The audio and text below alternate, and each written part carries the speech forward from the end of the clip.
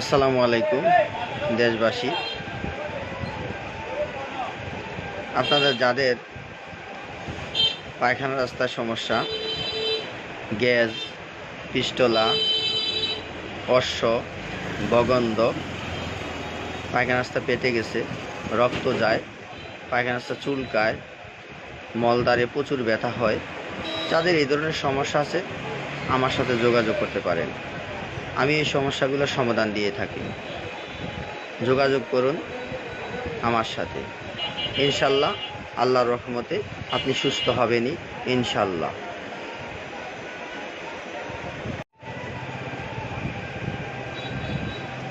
আসসালামু আলাইকুম দেশবাসী।